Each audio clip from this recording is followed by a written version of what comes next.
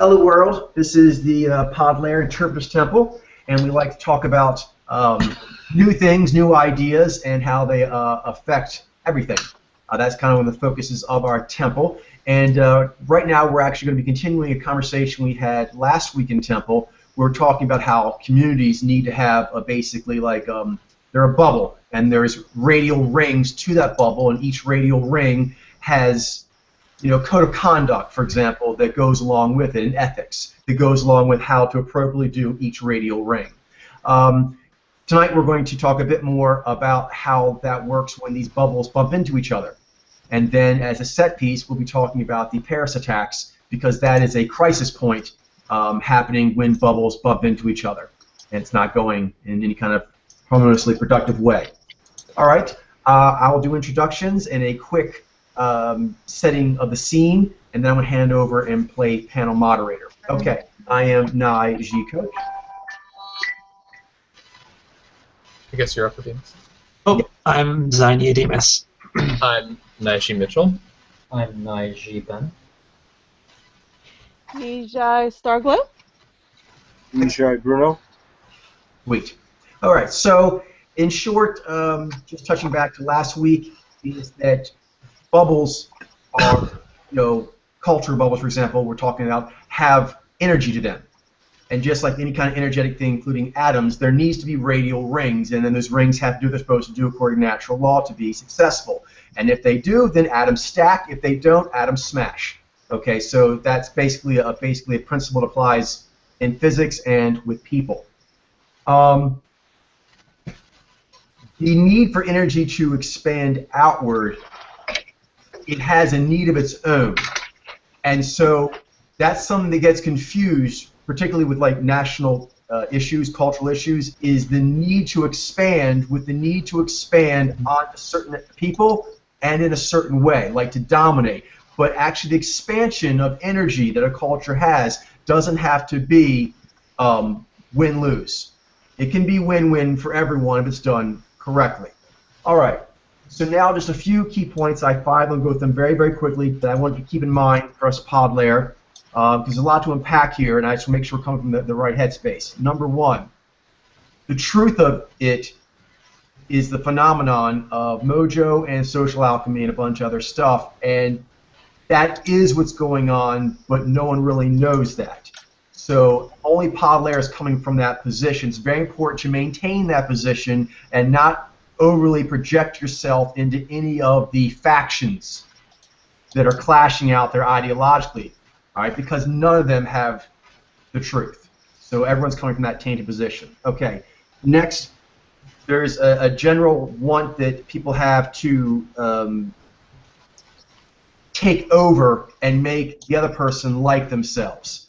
All parties involved, from a pod layer lens, all parties involved are committing that crime. There's no one involved that's not doing that crime. The next is not seeing the other people as people. Thus, the one is thinking that your way is automatically correct when it's not, and the other is that the others are not doing your way, so they're wrong, which they are, but not for the reason you think, and therefore need to be formatted your way. Okay, so that's actually incorrect because you're already doing it together, and everything else is the confusion. What else? Okay. Long story short, there needs to actually be, if you think about technical terms, if you have CPUs that are gunked up and they're actually trying to solve things, they're just sending gunked up messages and files backwards and forwards, you're never going to get anything done. You actually have to have, this is common knowledge, a full system reboot. If you do not have a full system reboot, you will never, ever, ever, ever, ever, ever, ever fix a problem. Last thing, I hand it off. No one is coming at the problem from that point of view, that they would reboot their culture in order to know what to do correctly. It's I'm going to correct the rest of the world without rebooting my culture. And therefore, we are where we are. Okay, I'm going to hand it off. I actually don't know a lot about what's going on as far as kind of details or anything. Does anyone have a decent understanding of it and can give like a synopsis for us? I had a quick question, Coach. What is your take on actual limited resources? Because a lot of what happens especially in the Middle East, is a matter of limited resources. Well, Yes and no. Yes, it is an issue for sure, but it's not the only or primary issue. So yes, limited resources make the prison mentality issue more intense, more pressure. More pressure means more cracks, more Daru. Okay, but short version is there's actually the cultural legacy that everyone's actually getting put into their CPU. As soon as they pop out of the womb, they're given that. It's just automatically put in there, and it sucks. All of them. All of them, all of them, all of them. So everyone is kind of doing that, and then they're actually going at each other. The other issue is they see themselves as different. If you were like, say, like human and subspecies, they would go subspecies is Islam, subspecies is atheist, subspecies is French, but it's The not. other. Right.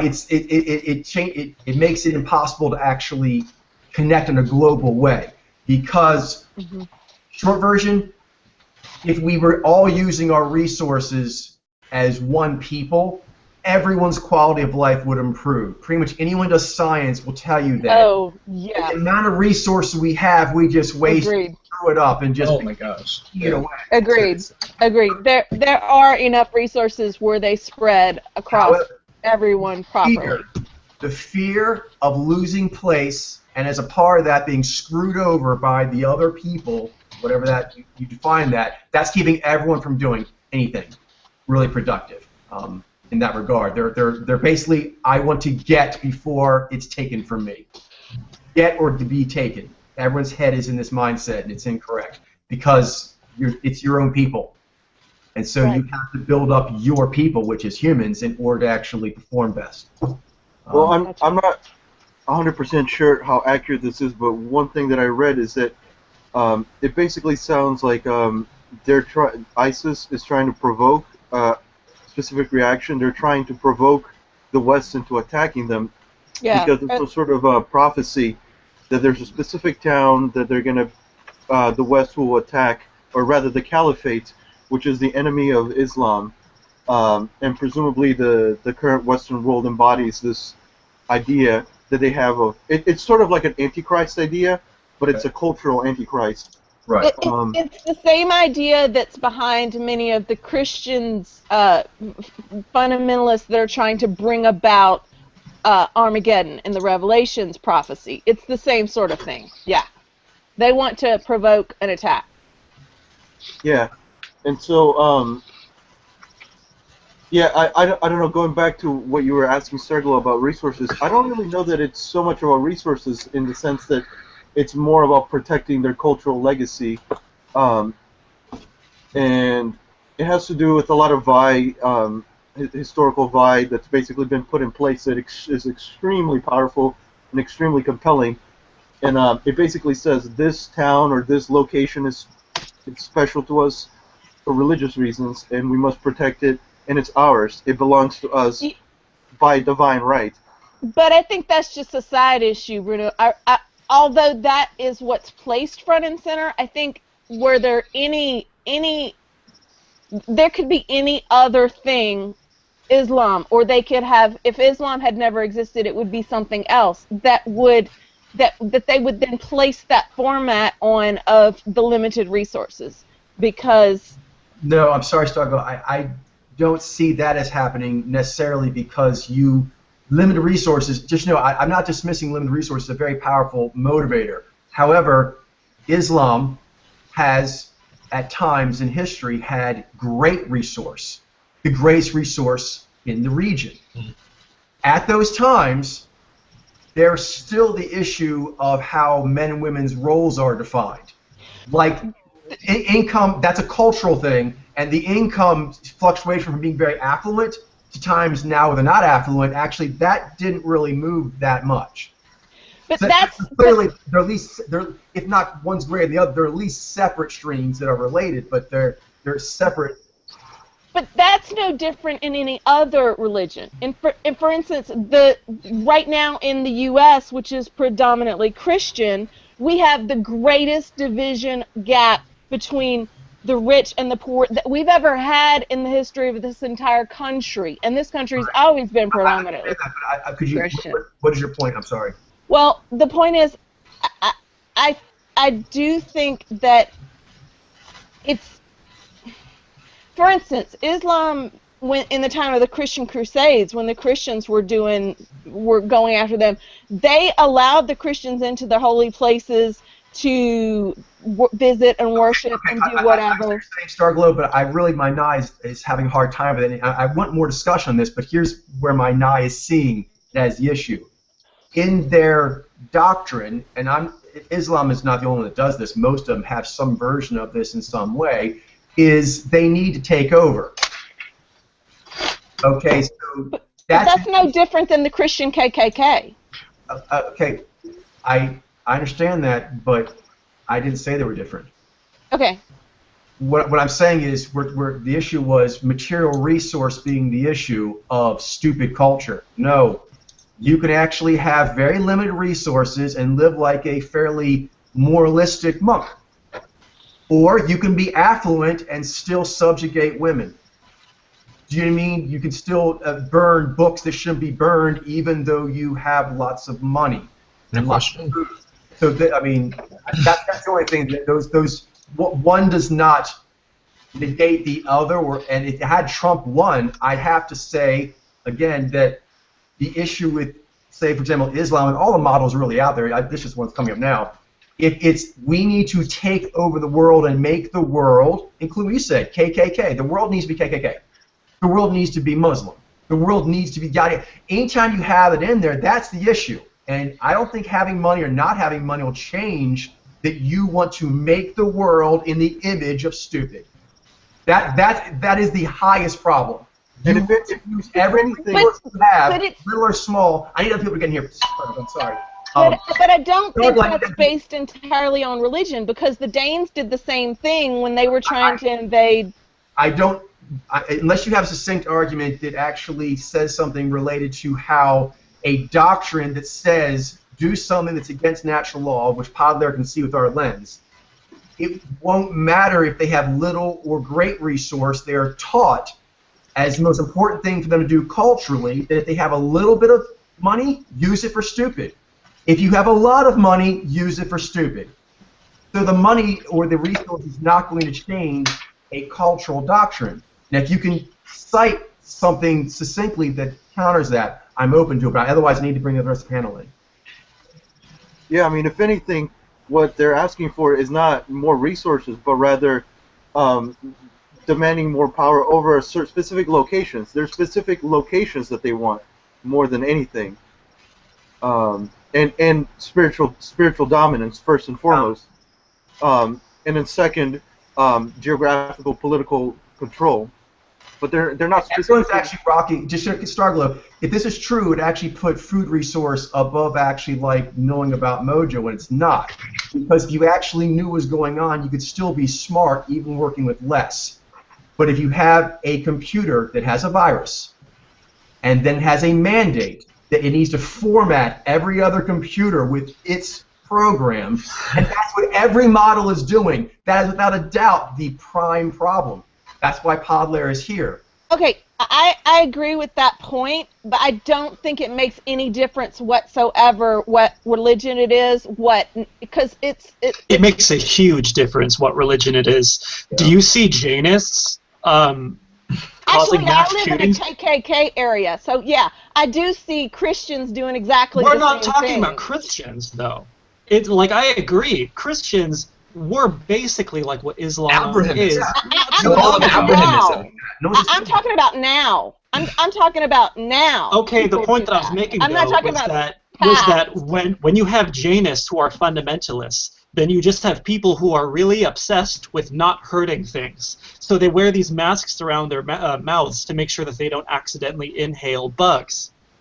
When you have a fundamentalist for a religion that is inherently violent and coercive and aggressive, that's what you get. That's why the belief makes all the difference in the world.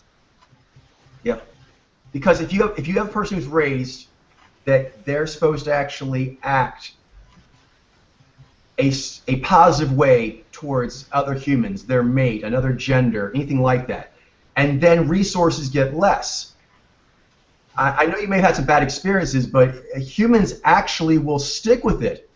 They will stick being friends with an uncomfortable friend even when the social tide turns against them. They will split food that they want to have with another friend. If that's what they believe they're supposed to be doing, belief will actually make people share food when they're really hungry. But I don't think singling out a particular religion is help. I think we're getting a little bit too far ahead of ourselves in this discussion. Yeah, I believe I set the scene real quick here. I set the scene that everyone is committing errors, and I wasn't singling anyone out. Exactly. All the same applies to Christianity. Adim has actually made the point that it is Islam that's the problem. So I do think that's relevant. I think we got a little derailed here. I'm sorry. Let's just. I think I'm a more positive energy here. I think we had some good exchange there, and can continue on the forums. Clearly, income and resource distribution is an issue, but so is ideology and belief. Okay, let's talk about what's going on. I'd like to hear some from Mitchell or Ben also. What do you guys know about what is going on? Because at this point, I got little tidbits, but I don't really have a I'm kind of in the same position you are, Coach. I don't know too much about the details. I only know in broad strokes, which makes me less comfortable giving my specific position, because I'm still not entirely sure what exactly that is. Could we search? Like I understand the concept of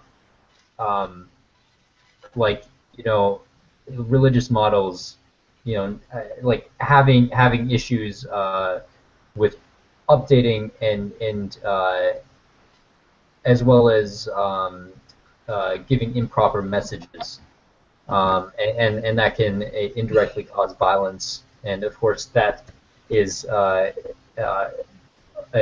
likely the source, or at least a major source of this problem. So in that sense, yeah, I do think that's something that needs to be addressed in some way. I don't know exactly how that should happen, and I'm still unsure as far as what exactly a lot of the other details are of the situation.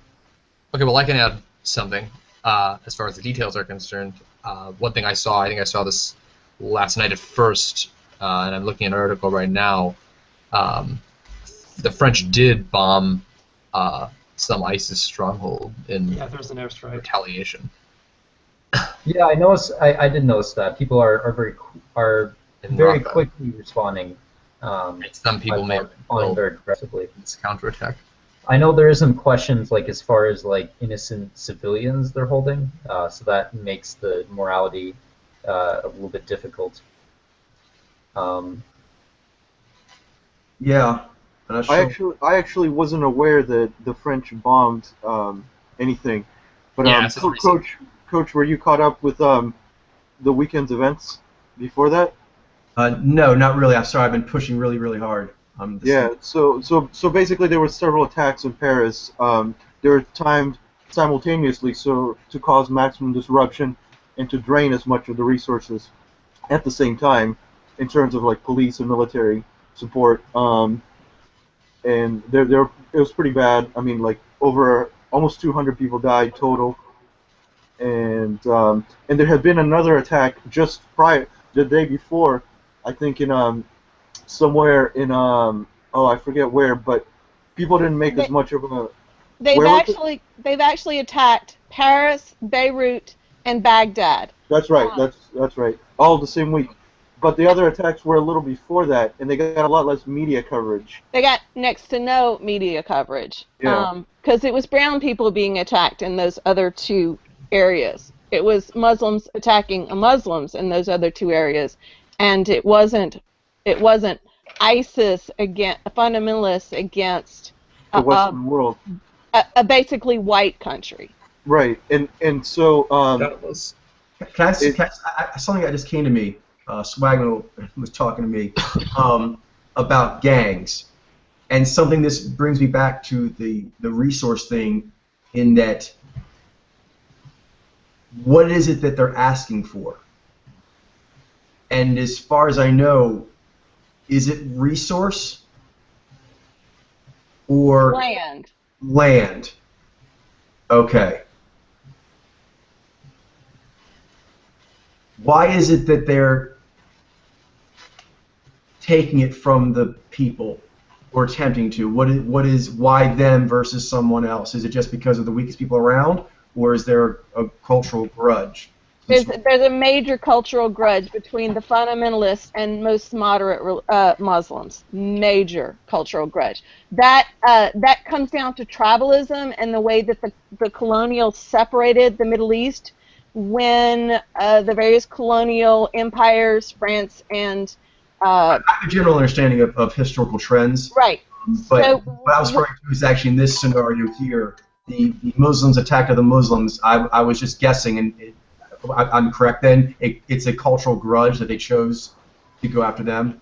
it is, because when they drew the state lines, they did not take into any account whatsoever the different tribes in those areas.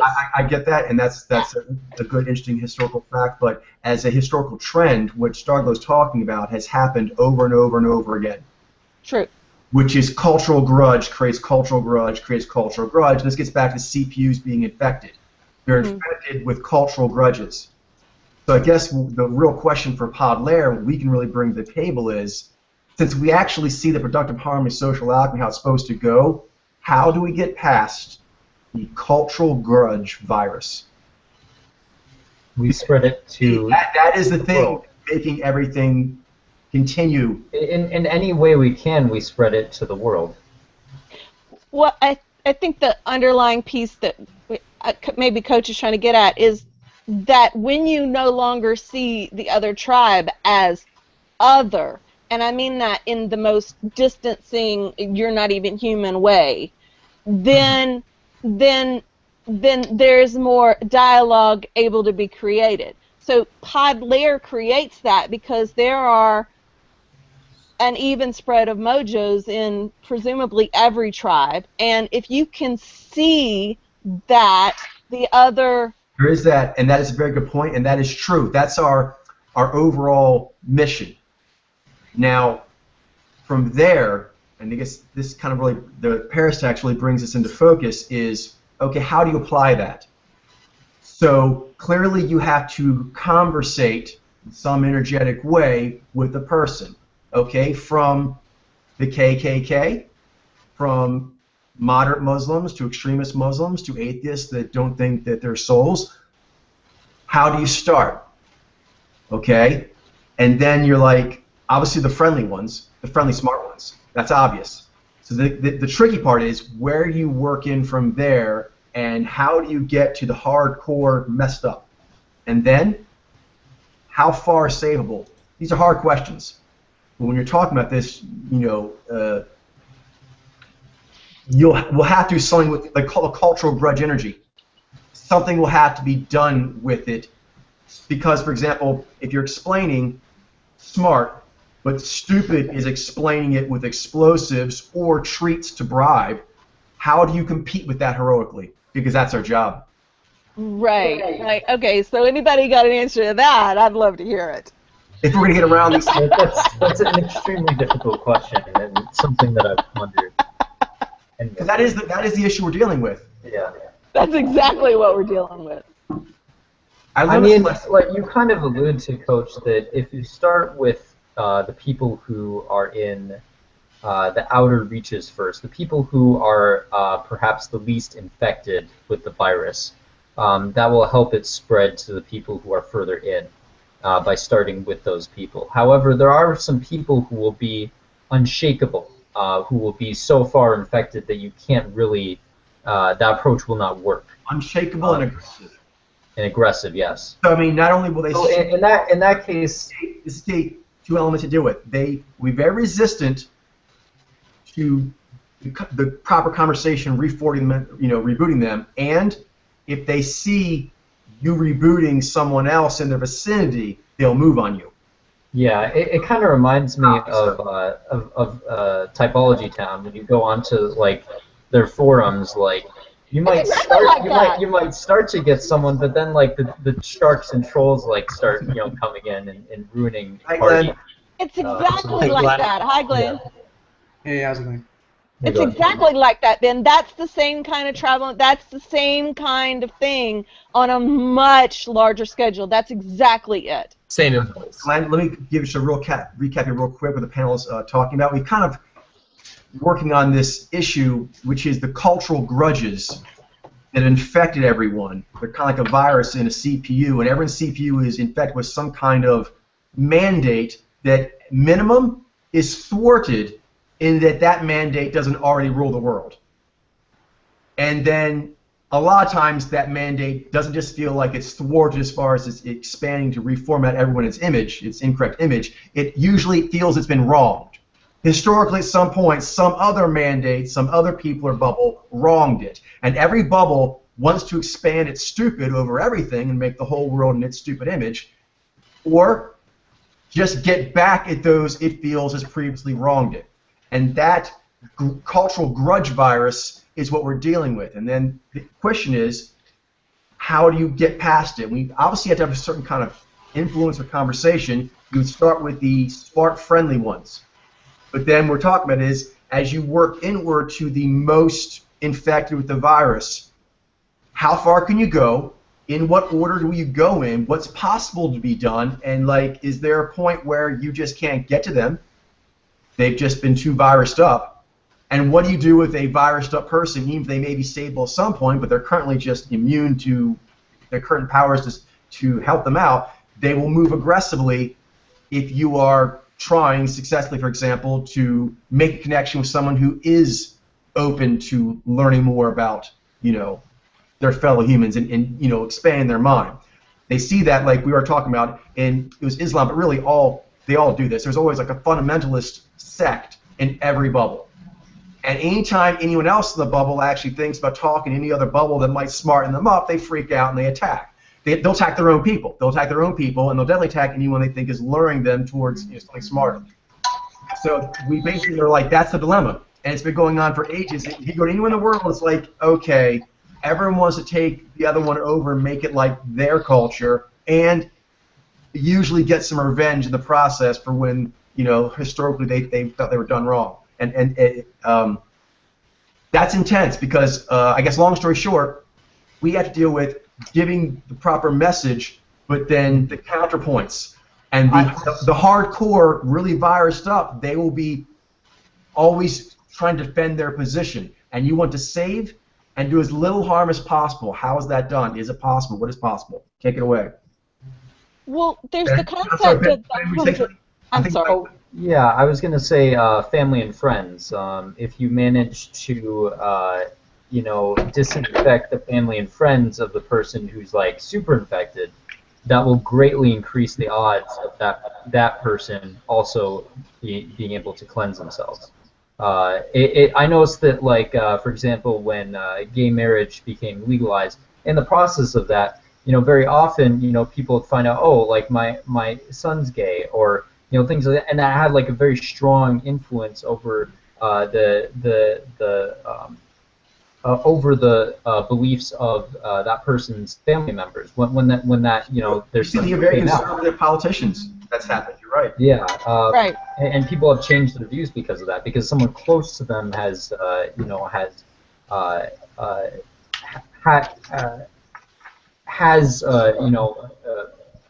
really brought them. Really brought out their view, brought out the correct view and perspective. So part of the piece of how that happens in social change is that, is anyone familiar with the 100 monkey syndrome? Like put 100 monkeys on a typewriter? No. So how this works is, as social beings, when we as one single person figures out something and they learn it and they share it with the next person, there's a critical mass reached. And this happens across all species, birds and primates and any social animal structure, including humans, where when there's a critical mass reached of enough people that have that specific belief or skill or ability to use a tool or whatever, that it suddenly jumps into it jumps across the species, like without you having to do it one again. There's a The reason is for that is basically a program. A language is like this, for example, a classic thing you're talking about there, Starglow, and with that is you need a certain number of people doing it to really see what it is. For example, the temple, which is why I want temple so badly. To really know what like a Ziny is, you'd have to go to the temple. Once you had 100 Ziny, that's the fastest way you could basically create immersion. You could two things. You have enough people that it creates, like language needs a certain number of people to really make it a thing. Otherwise, it doesn't have enough solidity. But once it does, other people can pick it up. But until then, it's kind of the Rosetta Stone. It's like a partial. I'm curious, Ademus, your take on some things we were talking about. Okay. Well, all right, there's one element that's being left out, which is time span. So it's a question of how do you reach people. There's also another question, which is how long does this take? And the reason that time is relevant, because time means new lives being born and old lives dying. That's so very naturally, the young are the easiest to reach. They're still open-minded. They're less integrated into the matrix. Like they say in the movie The Matrix, that once a person leaves a certain age, you can no longer pull them out. They just won't accept it. right. If you can reach the young, though, you get the passion that comes with being a young person, the passion to kind of spread the word. But also, you're in. So from that point on, that young person passes it down to their children, then from there to their children, it's it. It is the status quo now. Right. And that's how the same thing has happened in, like, for instance, as Ben brought up, the around gay marriage, because the younger people have grown up with it not being a big deal at all, and that has now multiplied into, if you think it's a big deal, that's your problem. You're the problem. You know, it's now the prevailing culture. That brings an element also as far as how to gain influence. It's a big part of what Pod will be doing is media, and also the kind of person. There are people who, in any cultural bubble, are more disenchanted than others, and so it can often be the youth. That's a thing that kind of just tends to go with that generation. But also there are people of older generations, if they have actively flexed, I'm not down with what's around me. Right. If they're not doing that, then automatically you're infected. It's one or the other. There's no it's binary. Either you are infected or you're actively like, I am disinfecting myself. So those people tend to actually be into media because they want to escape into some other place. If you actually, and this goes back to gay marriage, like cable and other things start having lots of gay characters, and they were okay, lots of reality shows. Storylines, yep. Headspace, but it changed the headspace of those who were inclined to inhale media already.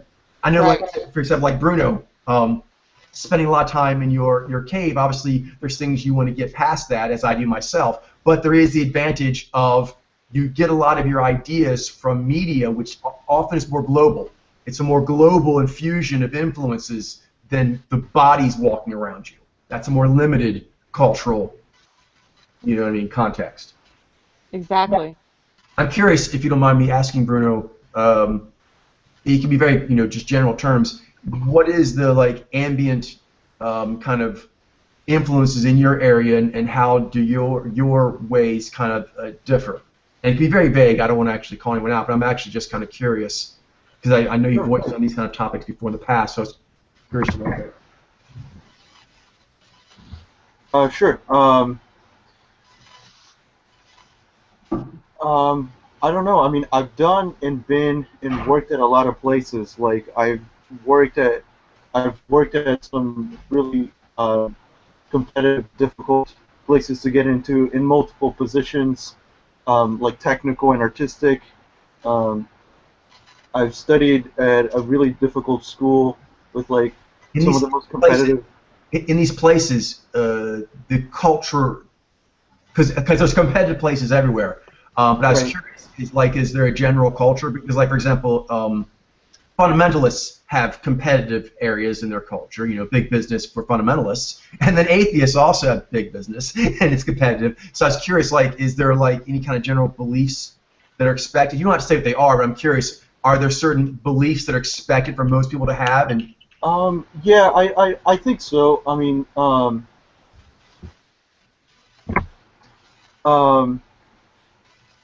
Most of these were set in the U.S., but I grew up in Brazil, so there's a crossover, cultural crossover there too.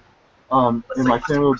Let's take Brazil for example. Sure. It isn't everyone. I wouldn't actually slander like that, but there is culture in Brazilian culture. There is a lot of machismo. I'm somewhat familiar with their culture in some ways, and that is a part of it, machismo. So I'm curious. One, being adapted, how you felt about that, and also your other. I think, for example, a lot of times a Naiji female may have a hard time finding their place where so much male machismo is the expectation. Absolutely. Yeah, for sure. And actually, that's one of the things that I was noting in my YouTube explorations, and I'm sort of making an ongoing journaling thing, is that, it seems like a lot of Naiji females look towards Eastern cultures, and that's the case here with my parents as well, because they just seem like it's an easier fit for them, I guess. And it works the same, I think, in the other direction as well, because Eastern cultures emphasize docile females as well. There's macho culture everywhere, but for whatever reason, it seems to work better. It seems that there's a lot of successful relationships that work like that. For me personally, living here at home with my parents, I don't particularly identify with them very much. They're very different. Yeah. So for me personally, I basically live a lot like yourself, Coach. Even before meeting you, there's just a lot of parallels between how hey, Jolene, how I basically set up my own working conditions. And yeah, a lot of it, like for yourself, it involves not having undue influences, things that will distract me. So it basically involves a lot of workarounds for that. Like, how can I get this kind of energy? For example, Naiji, other energy And Bruno, that works well with me. Is your mother a Naiji or a Nijai? I'm fairly sure she's Naiji at this point, actually. I've actually thought my parents were Vizes for a long time. No. I had sort of I had shades basically worked out for both of them. But I never would have gotten the proper reading if not for Podlayer. But I've thought that they were. We always think our parents are sensualists. This gets kind of like the bubbles. You have in any bubble, there's a lot of radial rings, but two key things is the hard liners, like they're super hardcore into that way, and then you have the general bubble, and then you have outliers. And it does seem like most people here, for example, I know myself, I've talked about my life a bit in the past. Jailene, I know you were your family was doing its own thing in Portugal. Mm-hmm. There was Portugal doing Portugal culture around her, and she was doing, she speaks Portuguese fluently and so on. You know what I mean? But really, within the family unit. And then, real quick, I actually get more of that if you don't mind. I'd like to get some input from Jailene since she's just coming in. But I just noticed that it seems like, Bruno, you're also, I thought definitely yourself, but it sounded like your whole family was kind of in its own little bubble. Ademus, I think, at least yourself, you've often been kind of doing your own thing. But I don't know if your family, how strong of a cultural expectation bubble is going on. But I know you're independent-minded anyway. But then Starglow, I know, for example, you've also mentioned that you've lived mainly in, say, southern areas where there's a lot of misogyny, for example, and you've always been that doesn't work for me. Right. And it's not something that was my parents, Nijez, they definitely struggled with that piece of it because both my parents were college, which in their generation was not that common to graduate from college in their generation for males or females, but especially not for females. And so they struggled in those dynamics, shrugging off the cultural expectations. Struggle is important. That struggle to me is key. I think for themselves and for anyone around them, like I was saying, the youthful generation will kind of be naturally resistant, at least early on. But even them, and definitely as you get older, you just have to actively flex against improper influence. Which is not to say, like my dad had. Sorry. No. I don't want to monopolize. No, it's no problem. Just make sure I get Eileen here. So actually, we're kind of talking about, for example, people who would be receptive to pod layer. I know, for example, I've known you for a long time. You've always been, compared to the general population, just way less attached to normal cultural expectations. And I know, if you're talking over the years, it started just early on that your family was not really doing the rest of them were. Yeah. But then within that, you were doing your own thing even within that unit. Mm-hmm. Can you talk a bit about that? Sure. I think you. Because you're the kind of shiny we want. You know what I mean? This seems like. Yeah. How it happened. Yeah, I think. You described it at a high level. So my family, because it was. My mom being American, my dad being Portuguese, and then them coming together and sort of being they were kind of like already different from their own families. My mom's family being Southern Baptist and very devout, and my mom kind of fell out of that, and my dad being like this from a family of farmers, sort of, they weren't like necessarily like super religious, but they had sort of a conservative code, and they wanted him to marry like a cultural conditioning can be very strong without religion. Yeah, they had a local doctor, the woman doctor actually, like that they had already slated. They wanted my dad to get married to, so there were some attachments there, like expectations, but they got together and sort of raised me and my brother and sister into that, and so. My parents didn't put any religious expectations on us, that kind of thing, or any very strong, like, cultural expectations, but they did become, like, my mom's become more... So that way they protect you from, say, the ambient Portuguese culture that may have been... Right, that may have otherwise put more expectations on me, but there were periods like... when my aunt used to be a nun, and she came into our lives for a period of several years, and during those years, she was trying to get us into Catholicism. So that's the period that I actually did my confirmation or something. But other than that, it's been pretty hands-off. And but of course, like even within my family, like my mom's become gravitated as she's gotten older, and we've moved out of the house. Like she's gotten more religious, like she didn't used to, but she's gotten more attached to religion and trying to be more attached to like the values of her family. And my dad always kind of does his own thing, but he is a lot more conservative in values than I would be. I guess I was allowed the freedom to really explore because there weren't those heavy expectations onto me, and I just kind of I just wanted to explore and see what was out there and try to understand different things and approach it from an open-minded perspective. So I'm happy that I was able to do that, but that did take me away even from what my family's expectations are and attachments. I think you bring up a key point in here, is being an outsider. Your parents falling in love the way they did, they were then outside of the cultural norms already, and like for instance, my mother was enough Native American looking, and my grandmother is very Native American looking, so that set them outside of most cultural expectations. And when my parents got together, my dad's Southern Baptist and my mom's Catholic too, and that that being outside the bubble norms, I think, created space to think differently. It creates space. As a part of that, the spell that's created is discomfort. It actually, there's a level of discomfort with the ambient influence that makes one struggle against it, and that is critical.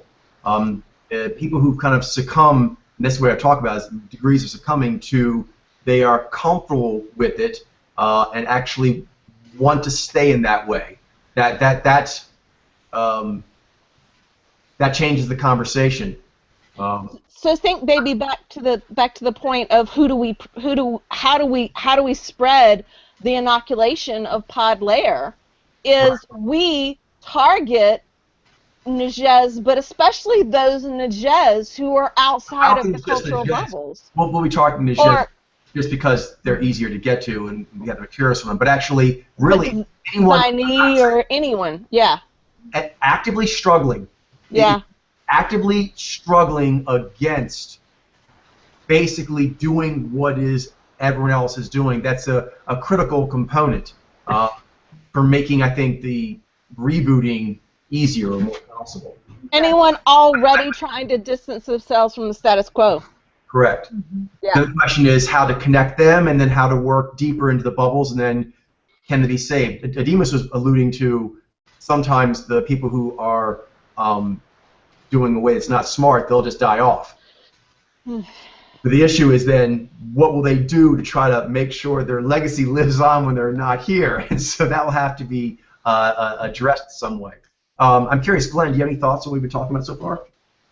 I was just thinking about just sort of some things that I used to have certain like cultural things impact me, and then I had to, I kind of like resisted, and then I eventually was able to win against those things because they were sort of like they didn't really make sense.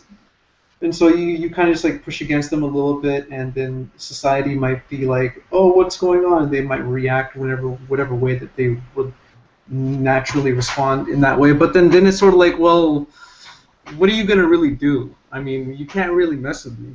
I mean, with some people, there are situations where, actually, they're the hardcore virus people can mess with you.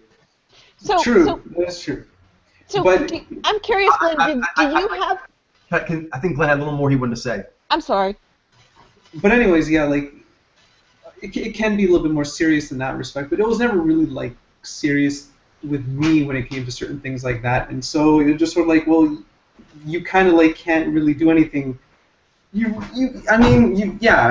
can't really do anything, so you kind of just have to let me be, and so I'm gonna do what I'm gonna do, and those kinds of people, they just had to like bite their lip or whatever, and they had to like take it, and then they gained from that. I think they gained from that.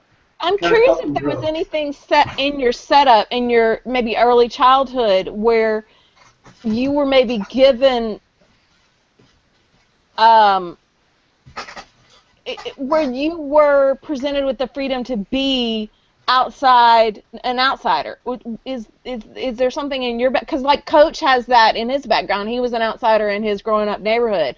Is there something like that in yours? In which way? Like anything that would set you or your family apart so that you would be raised with a I'm not buying into the status quo thing to begin with. Oh, something like sort of like with Jilene, her parents are different cultures? Right, or anything like that. Are you of the cultural background of most of the people around you? Not. Well, I mean, in the city, I guess there is quite a bit of a number of us, I guess you could say, as far as our cultural background goes. But we are still in the minority, and I think Canada might be a little bit more multicultural, accepting, and so that's something that I never really felt was too much of an issue in that way. That's not French. I'm curious, Jai, something I know you've said to me many times, like at your work, is that in like having conversations with people, in like the corporate world, but really the principle would apply anywhere. Their goals are like already been set.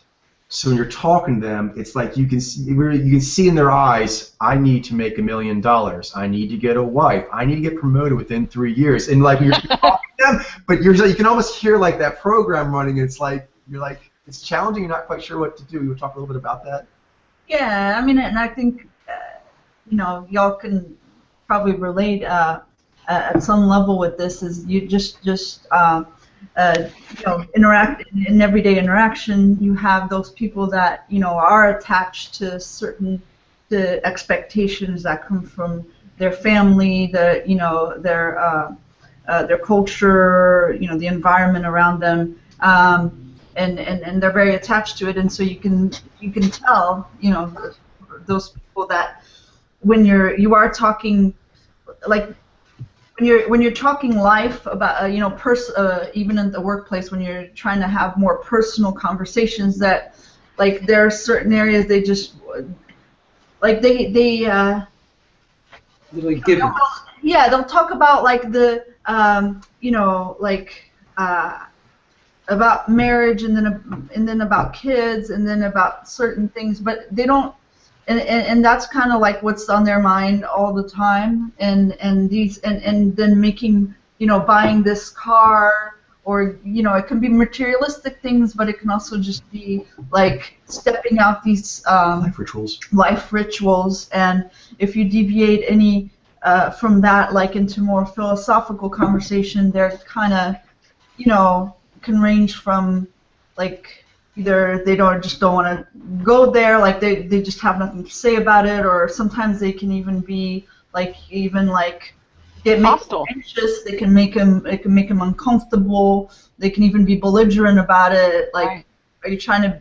Why are you trying to? Why are you talking outside the box of things? Yeah, exactly. Like. Why be weird? Yeah, why be weird? Exactly. And so there's. You just you just have to deal with that. Certain people are just going to be that way, and you can kind of feel like sometimes it's like you wish you could like shake them, and so they could stop being like less like one track. Like just like not robotic, but most of emotions. But kind of like they're sort they're kind auto, of asleep on auto. Yeah. Most of my family is like that. Like certainly my parents and my brother. So there's like a big divide between us in that regard. But I'm seeing now at 32, like I'm starting to see how it makes sense, because like the things that I do and work on, they basically don't care for and they don't understand them at all. But it goes the other way as well, because the things that they do and focus on, I really just I can't even begin to understand, thinking about, like have you guys seen that TV show Master of None on Netflix with Aziz Ansari? Not yet, but I will. It's on my list. Yeah. My list to do. Yeah, it's hilarious. But he reminds me a lot of my brother, actually. That sounds good for tonight. Yeah, my brother's a lot like that. Like. There's an episode later on.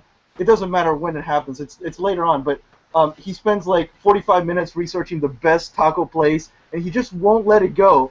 Like his friend is like, "Why don't we just go to the second best taco place?" And he's like, "No, I'm not gonna have that. I have to find the best taco place." And he starts calling it, and he does the knee thing where he like calls up a network of friends and just like grabs from all these. So toxic, Nijai. Yeah, just. And it's like I can see that in my family totally. I'd like to actually get some stuff from Ademus here, and also kind of bring us back to the Paris attacks. Is obviously at a high level, I think we have some good ideas here what Podlair can bring. But then, let's say you're a statehood, and now enough of the statehood's elite or rulers or whatever it is they do in that country, they're starting to think Podlair might be good. But now they still have cultural grudges from all their neighbors. What is a state to do? You mean because right now, like France or Pakistan or anywhere was like, you know what? Let's go Podlair. Let's do that. You know what I mean? Okay, but now they're still surrounded by all the other countries that aren't doing that, and still kind of like, I remember you mainly as Pakistan, like old Pakistan. This new there, Pakistan. I don't know about that, but I do know that you owe me money. Well, the Y and Z version of that is they just now use Pod Lair as the thing. I was just set up for Demas. Sorry. No, because one thing that Demas really brings to the table here in this discussion, he's the only cerebral. And so there are just going to be some hard decisions that will have to be made. Because like I said, even if you just woke up and all of a sudden one of these countries became Pod Lair, they're a state that has to deal with all the cultural history that everyone else is still running. Possibly quite a bit of their own population is still running. What do you think, Demas? You're a Xeni other. They're really good at statehood stuff. Mm-hmm. All right. Well, we're all in the same situation in the sense that we woke up, and when I say woke up, I mean we're born inheriting about 5,000 years worth of baggage that we're not particularly responsible for. Maybe some of us are a little bit, but for the most part, no one has anything to do with our history. We were kind of just born with all this stuff. So how do you get over that? Well, one, we have to kind of dissolve this idea of I'm on this side, you're on that side, your side hurt me, your side owes me this, I'm angry because it's kind of childish, like. Right. Like you hit your side hit me, so I'm gonna hit your side back. That's true. But now if you don't mind, the follow-up, Demas, is let's say your state has achieved that mindset, but your neighbors, the other people in the geopolitical landscape with you, have not. And they're California suddenly becomes Pod Lair. You said all right. Yeah, I'm just curious, like what will be the challenges and what can be done, because there'll be some hard challenges, because. All right, here's one solution. Well, maybe not solution, but kind of a long-term strategy, which is you have your statehood and it's working ideally, right? Okay, we'll start producing whatever gains that ideal statehood has allowed you to achieve. For instance, let's say you have an expansive network of really easy to access knowledge, free education that anyone else in the world can access. Now anyone can plug into your culture. Anyone wants to because it's objectively good for them. If you can do that, then in the same way that in the history of the U.S., then you had torrents of immigrants moving here because they wanted opportunity. If you can provide opportunity, then you will get people coming from other statehoods that have some kind of cultural baggage still wanting whatever opportunity that you're providing. If you can provide that, especially over generations, then I think these cultural grudges will just begin to dissolve. Agreed. You'll get kind of a cultural victory, as they call it in the game Civilization. Right. In the meantime, though, Just don't care. Last follow question, because I agree that would be the way to build out. Now, in that building out, you're making a better product, so people want it. Mm-hmm. What about people who want to then take it or stop it from being produced because it makes their shoddier product look bad? And this kind of dials us into like the Paris attacks, where if you turn positive, the other people might still play dirty. Any thoughts on that? It's a tricky question. So I mean, there's no right answer necessarily. I'm actually curious. These are things that I ponder on a lot, especially with Lady Zedra. That depends on what you mean in play dirty. In what sense do they play dirty? Do you mean like terrorist attacks on your soil? Do you mean like an invasion, an actual formal military attack? That's a good question. Maybe we need to split it up. But I would say, okay, terrorism on you, war on you, kidnapping on you, or let's say they have people in their country. They're like, Pod Lair is so awesome. I want to go to Pod Lair land. And when you say that, they shoot you. Okay. So basically what happened across the Berlin Wall. Yeah, I guess you're right. Yes, because there was a better way. That's how that works. Mm-hmm. Well, that's how it worked in that instance. That's what we're talking about. Like, exactly. This has happened historically, and there's been different ways that it's been dealt with. obviously we would want to have the best ever. So what would the Berlin Wall was one of the best outcomes that's ever happened. The way that went about, the freedom that came about there is one of the least disruptive, best ways that's ever happened in the history of humans. Well, in Z-Humans, that did take a large wall, so definitely there'll have to be some, there will be use of force. I mean, there will have to. Yeah, there has to be heroic force. Just what is it? It's just like finding out like what exactly is appropriate for the situation. It's very situational. I feel like a lot of this has to do with the pilot powers. Like if somebody, on a smaller level, you could use G Baleful to kind of indicate to someone, hey, you're really doing something wrong there. And then at some point, you may even need to use force if there's still not if there's absolutely no other way. And then there's a question of like how much force do you need to use. I just had something came to my mind for my G committee as far as how like a guiding principle that could be helpful.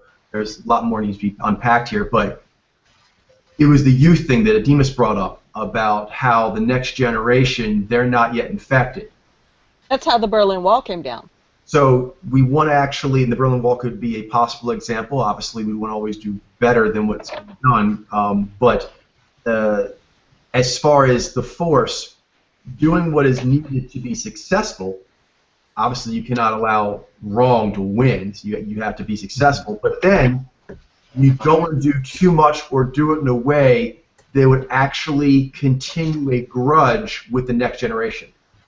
So let's say you're in a country where like the older generation is like, death to wisdom, you know what I mean? That kind of thing. And like the kids are like, I think wisdom's okay.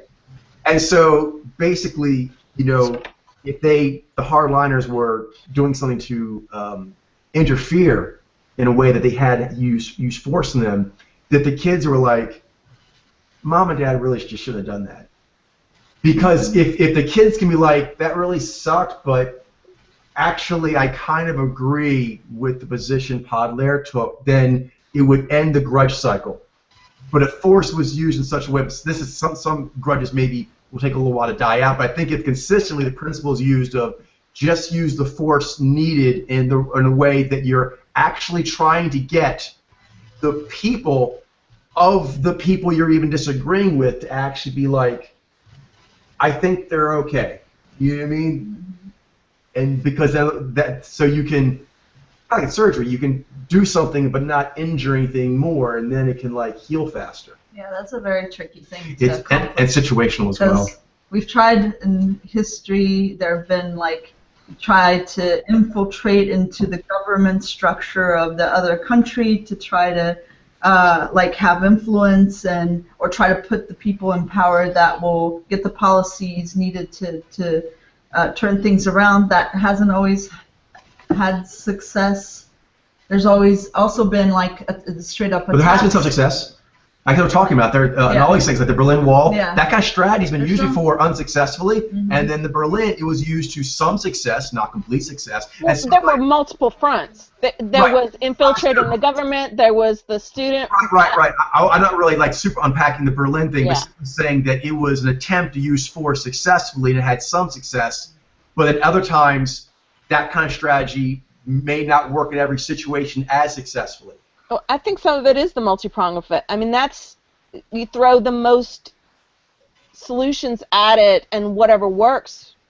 Granted, I'm not disputing that. I think we can all agree on that principle. But within that multifaceted approach, one of the facets was a big wall. So I'm just addressing that fact, that piece of it. Right. The use of force was a piece of it. Yeah. And that's successful in some ways, but not in others. I guess we need. Well, are you saying that building the Berlin Wall was successful, or are you saying like? Because that was done by Russia. Because that was actually the wall was intended to keep the people from going onto the progressive side, right? To keep them from going free. Yeah. That was the building of the wall itself was like actually stopping, like that's what they did in reaction of this progressive new world. Well, this can get very complex here, but if you want to go in those layers, basically the wall stopped a blood flow. Right. That was helpful to a degree. It also actually kept the people from bonding and being one. So then the wall had to go down. That was good too, in a way. How was it good building? I don't understand. How was it good to have it built up? It was good for the Russians, but not good for anybody else. Like for the people, for the Russian power structure. It would be like the non-pod layer people building a wall around. If California suddenly went pod layer, it would be like the non-pod layer people building a wall around California. Right. Right. I don't know how that was good. Okay, so Berlin's a specific instance, but the principle I'm talking about can be applied to multiple ones. And it's this. At periods of time, you may be doing something in a cool monastery. And then marauders come. And they want to actually, like, you got cool bread here. You make good ale. I'd like some of that. And the monks are like, wait a minute. You didn't do any effort to earn it, for example. So in that case, the monks built the wall. The better side built the wall. But then again, that's what we're talking about. Who's the better side? Like I'm saying that's vague, but we're actually talking about does the building of walls ever serve a purpose? That's like this Z. Yeah, it does. And then does smashing walls down ever serve a purpose? Yeah, it does. So the question is, clearly that happens, and when you're talking about like what's going on with these attacks, we are getting into like statehood realm of like, how do I make that be not a problem anymore that is morally I can live with? You know what I mean? Oh, I've got something interesting to interject here then. There's a so there's a lot of theories about where like ancient mythologies and civilizations come from and what they mean. What is the meaning of like the pyramids, Stonehenge, the Mayan and Incan temples, all of which actually, by the way, have a lot of similarities across them. Buddhist temples they're pyramid shaped. Are we going to get into alien conspiracies? Yeah, basically. But this sounds like the intro to some Discovery Channel shows. Yeah, but that's okay. That's fine. You guys won't mind that. That's okay. I'm gonna go ahead with it. You guys won't mind that. Of course we won't mind it. This is Interpretives Temple. Yeah. So basically, the idea is that there are drastic similarities across many of the temples that have been built across the world. Most of them are pyramidal in shape. They have steps in degrees. They have a specific type of ratio between their height, their base, the width, the area, and etc. And there's a mystery surrounding all of them, which is how were they built, using what technology? Because all of them are much more massive than the technology would allow at the time. You know, if you compare the buildings to most of what they were doing in terms of agriculture. I'm cool with this. I don't want to take it too far in this direction. No, I'm just curious what's the point. My point that I'm tying it back to, all the way back to, is that one of the ways that we've started tying together all of these themes is because of a tribe in Africa called the Dogon, and they have a very specific mythology and culture with symbols and a history of like the world, the beginning of the world in this mythology, etc. Here's the thing about their mythology. If you lay it side by side with Egyptian mythology and hieroglyphics, there's almost like a one-to-one match with them, wherein if you combine them in a specific way, yeah, basically very interesting. But they're basically codifying scientific constructs, which we have only now begun to understand through physics, quantum physics, our modern understanding of these kinds of things. And they're basically intrinsically related, like theories like relativity and well, I mean, for me, it sounds like you're talking basically about mojo for humans as instruments of understanding. And no, I'm basically I'm describing a way geometry. I'm basically describing a way that a certain sacred geometry may have been protected over the ages, and the way that this was done is that this culture broke away. So basically the theory is that Dogon culture is somehow descended from Egyptian culture because they have so many similarities. they basically come from the same place. But at some point, now Egypt has a long, turbulent history with a lot of ups and downs and a lot of civil wars and a lot of power plays. Basically, at some point, the theory says the ancestors of the Dogon broke away from the main Egyptian culture and migrated to the middle of Africa, which is like it's very, very far from Egypt on purpose. Right. And they basically maintain like an isolated culture where they had a sort of monastic system where anyone who could approach the religious order and ask for instruction, it was free to everyone. I'm curious, just this sounds interesting, but its influence can only be so far as historical. It's basically a method of preservation. It's like the world basically went.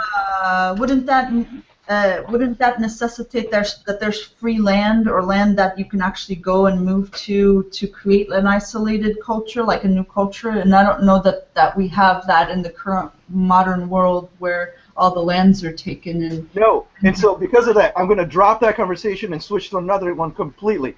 The other thing that I think of is a good way to spread these ideas is, of course, culture and art and storytelling. Storytelling at the root of everything, basically. Even music, which is what I work on, I think of as storytelling. And so one of the most insidious, I don't want to say insidious because that usually has a negative connotation, but one of the most powerful and effective and potent ways to spread an idea is through culture.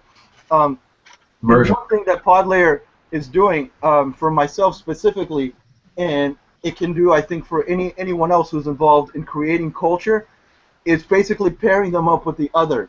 Okay, as of right now, I almost feel an incredible sense of guilt because I have such an advantage over other Nijai and Naiji musicians as well, because there's no Naiji musicians here, and that is I can look at a Rosetta Stone and I can talk to Coach directly and say, is this musician a Naiji? Often my gut will give me the answer and the right answer, but I can now systematically focus on the Naiji female as musical counterparts, okay? And so that makes my work many times more potent than it would be if I was trying to work with a Jai V or a Vijay, which are numerous in music. Right. And many of them have very interesting songs, and I get caught up sometimes with that. I'm like, I'll hear a song. Tying this back to how we disseminate. Like cross-cultural mojo, cultural inspirations. I think what he's talking about is going back to what Demas was saying about if you have a better culture based on better ways, then you can bonus stack. And that bonus stacking gives you advantages, and people like advantages. Humans just really, really, really are addicted to advantageous way of being, and so if you have that edge, that's true. Going back to the other point, though, Bruno, I think I see what you were saying now, but that earlier when I was trying to track to see where it was going, is actually a conversation Jarlene and I were having recently, is that isolation is also a thing that needs to be brought into the mix. So that is true. In fact, I was talking to her about the fact that currently it doesn't exist, that all land is taken, and right now it used to be you leave home, and besides maybe letters or something, you were isolated from the influence. But now with Facebook and the internet and things like that, really there's no time that you are away. So we'll have temples, but also there needs to be places people can kind of go to as an oasis. And we'll have to appeal to people who are kind of like, the bubble I'm in, it hurts my head, and give them like a retreat. Retreats are important because they allow, if you do the immersion, a like clearer, like what do you call it, Demas, like a sound booth. It's easier to get what you need transmitted because there's nothing else there. That is good, but today's day and age is difficult, but we do have to do that because all the land is taken and everyone is kind of connected to the media drip line. So one of the things is you can't get away from the physical, even with the great video that we have on all this, you can't get away from the bonus stacking of actually physically pilgrimaging to a specific thing. So there at some point, I think, will have to be an intentional pod layer community. Sure. And you were talking about land. There are places where you can still do that. It's like, for instance, we've brought up on Facebook a couple of times that there are whole towns in parts of Spain and Italy that are like ghost towns now, and you can buy up the whole town, lock, stock, and barrel, and people are doing that and creating communities out of that, intentional communities out of that. They're also doing it in small apartment buildings in LA where, you know, a group of people, there's a particular one that I've mentioned in the Facebook group where it's an LA apartment building, and nobody in that apartment building owns a car, and they just choose not to, and they're a biking that they're eco, it's no footprint, low footprint eco thing, but they've decided that's their niche, and so people that want to come to that apartment, and as they've grown, they're buying up the apartment buildings in the entire block and expanding from there. Very true. But we do and give like a testing ground to sort of like build up how the community would be, and then when going into like a physical location, there would already be a culture in place that can then be imported, a little baby culture. I'm sorry, was you saying something, Ben? Or, I was saying, yeah, I mean that's true, but I do feel like what we have here, for example, just like this very temple, in the forums and the mailing lists, etc. I think that does count as some sort of absolutely. Community. I'm not discounting that. Yeah, I of course. I think she was saying there's a unique thing that happens with the physical proximity. Yeah, that is ideal, but historically, often many of the most successful collaborations, like I think you were saying, Coach, in one of the earlier videos, are amongst people who they're not even alive at the same time. They just know each other from books and letters and things like that. Is that the physical proximity component will be more of an issue the more a person is like connected to the physical. The more that they actually, and the younger generations coming in now, they're getting more and more where they are pretty much listening to something that's from the outside, watching something, playing something. Most of their headspace, I'd say they have more time. We're hitting like a critical mass there where more time has been spent in virtual realities, either through music or whatever, than in the physical one. And that means their loyalty, their passion. You mean because it's like I grew up here. Like you see how passionate I feel, for example, like with movies or comics, because I grew up there. I mean, I lived in Baltimore, but I grew up in movies. Like that's where I lived. And if you actually count up the hours, probably if you count my waking hours, I spent more time actually in those worlds than the physical one. And I was unusual for my era, but I think that's going to be more. Was more media, but now media is everywhere. It's pretty common, so that's exciting. And I think that's a common theme. It won't completely negate. You're right, Starla. It won't negate the bonus of physical proximity, but it'll make it minimized, and those people will actually be the most receptive. We talk about this a lot, you and I. Like the fact that early on we just kind of chose music and books and other things, and like really spend as little hours, like actual human waking hours there. That I think is critical, and those are people we want to look for too. Mm-hmm. Yeah, those that like us. And, okay. I was just agreeing. Cool. Yeah. Because I'm a similar way, Coach. I didn't like the outside world very much, and I grew up in movies and books, and it's escape from the real world. Yeah, the escapists of the world, yes.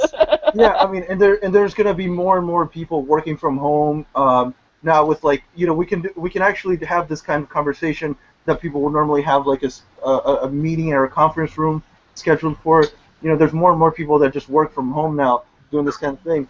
And so, culturally, that means that they grow up. This is critical, and a culture that does a lot of socializing through, say, VidChat. That's huge. Like this is the first, I think, generation where that's like they're used to doing a lot of socializing, a lot of hanging out with friends. It's done in that way, and so it builds a level of like loyalty and comfort and bond. That's huge. Yeah, but I want to go back to the point that I was making before. And so I'm glad that Coach you caught on to the whole thing I was saying about isolation. Like sometimes the history things, the details, I'm like, okay. Yeah, no, I was going a little vi in there, just Not appreciate it, I like to geek out on that. But I was like, I see where you're going now.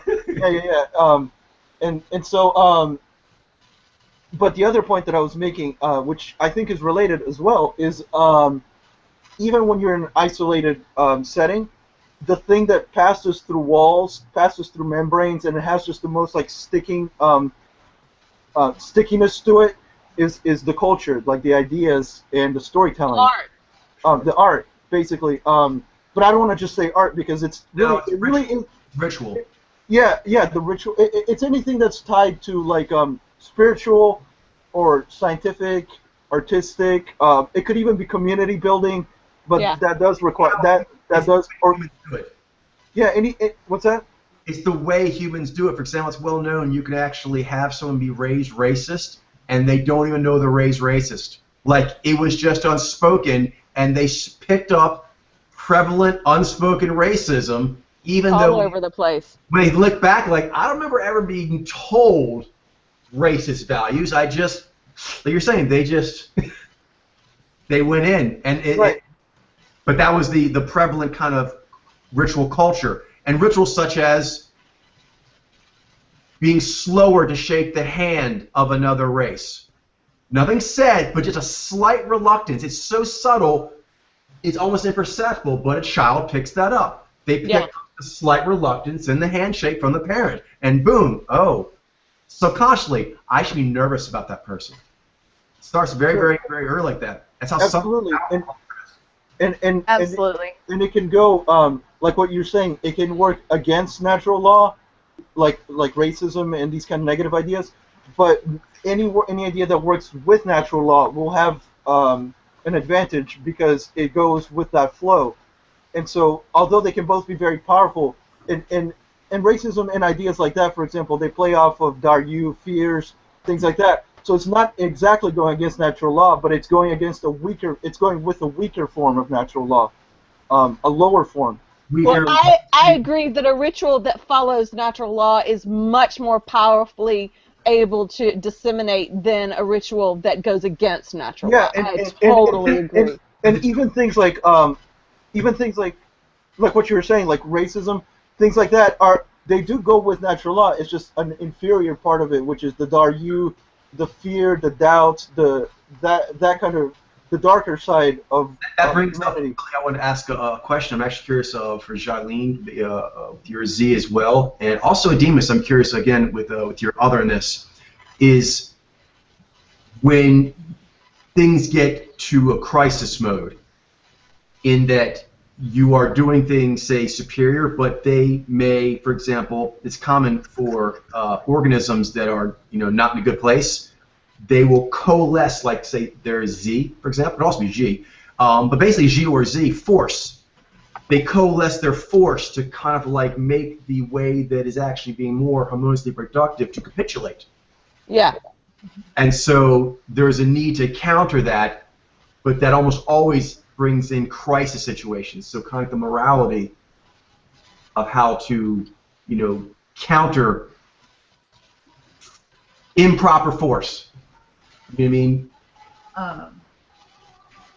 So, I believe that they have the right to defend themselves, of course, like this group that you're saying that's being inappropriately put upon by another group that's feel threatened by them. They have a right to defend themselves. Right. So because they might choose to try to like outproduce. Like, okay, you make awesome pod layer, shiny. Mm-hmm. Well, there's no way we compete with shiny. We can, however, blow up your shiny factory tonight. You know what I mean? They're like, we have enough Z to do that, and so they try to go that route. I guess it depends on how, like, relatively speaking, there are a lot of considerations, right. But one is like, is your force like lesser or the same, on par or superior than this other force that's trying to blow you up? And does that wrong Z have control of the governmental structures? Well, yeah. I mean, does it impact this other group? Does it, do they have, what kind of influence they have on you, period? So you're talking more about various bubbles influence. I think Jolene was speaking about power parity. Yeah, there's power parity. There's also like influence, how the groups influence one another. Because I mean, if you have like on par or more forces than this other group, and you don't, and you're not bound by their sort of Z and Vi structure, then you can try to quarantine yourself from them. You can try to, with propaganda, culture, with force if need be, like targeted to different, like the cells that are causing the havoc. I mean, Right. I guess it depends a lot on what you're dealing with on the specific situation. Yeah. And those tactics depend on whether you're in the predominance of the majority or the minority. Those tactics vary greatly. I'm curious, Demas, your thoughts? I'm getting a little lost. I'm not sure exactly what we're discussing right now. Well, here, I'll throw an example at you for which is like, let's say police. The need for it. In a perfect pod layer world, there's still going to be the need for some kind of policing. That Z, I don't think will ever go away completely. And then what would the proper way of doing it? Like, say, the United States, they have lots of guns, and they say that there are lots of guns, that are more guns than the criminals, is why they're able to be as lawful as they are. But England's also a pretty lawful country, and their police officers don't carry firearms, and it's like a point.